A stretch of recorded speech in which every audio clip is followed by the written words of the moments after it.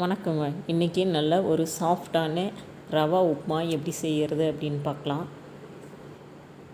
அதுக்கு நான் இந்த கப்பில் ஒரு 2 கப் ரவை எடுத்து வானலியில் கொட்டி நல்லா வறுத்துக்கிறேன்.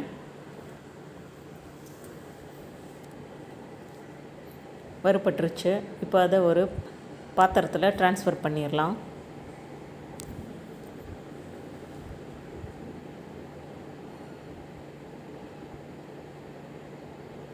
இப்போ அதே வானலியை வச்சு எண்ணெய் ஊற்றிக்கலாம்.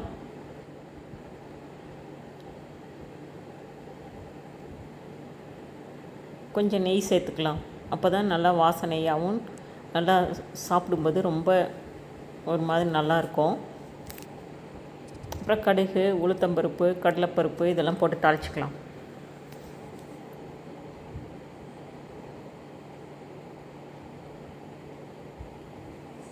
இப்போ வெட்டி வச்சுருக்கிற இஞ்சி துண்டுகளை சேர்த்துக்கலாம். 2 பச்சை மிளகாய், கட் பண்ணி வச்சுருக்கிற வெங்காயம், கருவேப்பிலை சேர்த்துக்கலாம்.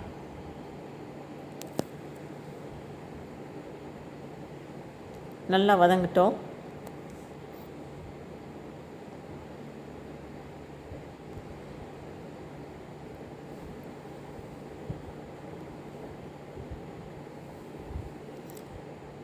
இப்போ ஒரு சின்னதாக ஒரு தக்காளி சேர்த்து வதக்கிக்கலாம்.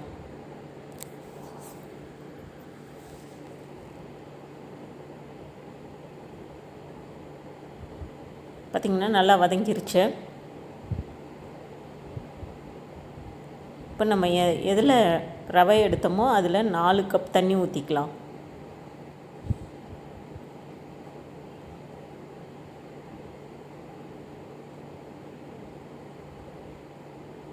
தண்ணி நல்லா கொதிக்கட்டும். மூடி போட்டு வச்சிடலாம்.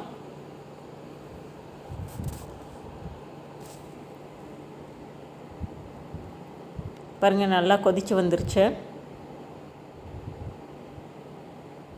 இப்போ உப்பு சேர்த்துக்கலாம்.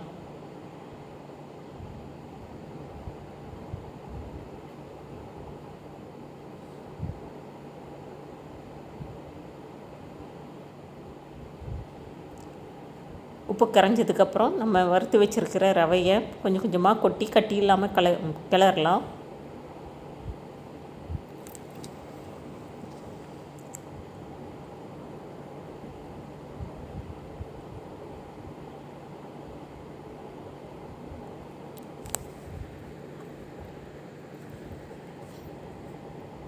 இப்போ மூடி போட்டு வச்சிட்டோம்னா மேலே தெறிக்காமல் இருக்கும். பாருங்கள், தண்ணியெல்லாம் நல்லா இருத்து எண்ணெய் பிரிஞ்சு நல்லா வெந்திருக்கு.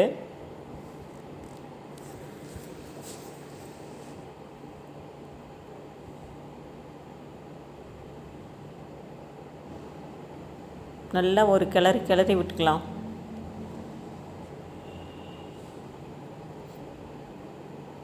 இப்போ கொத்தமல்லி தூவிக்கலாம்.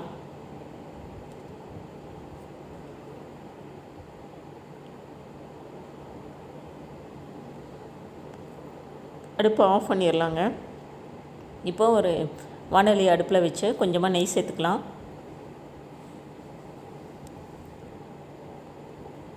முந்திரி பருப்பு கொஞ்சம் சேர்த்து நல்லா வறுத்து உப்புமாவில் கொட்டிடலாம்.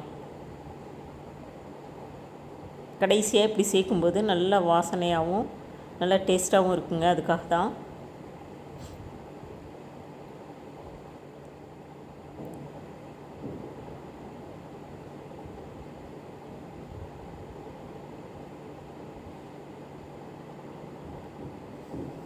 இப்போ உப்புமா ரெடி ஆகிடுச்சு.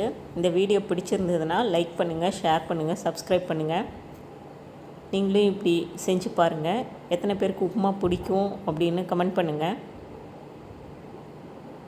இது நல்லா ஒரு சட்னி, சாம்பார் வச்சு சாப்பிடும்போது ரொம்பவே டேஸ்டியாக இருக்கும். ஒன்றும் இல்லைனாக்க சர்க்கரை வச்சு சாப்பிட்டாலும் ரொம்ப நல்லா இருக்குங்க. எனக்கு இதில் எப்படி சாப்பிட்டாலுமே ரொம்ப பிடிக்கும். உங்களுக்கு எப்படின்னு சொல்லுங்கள்.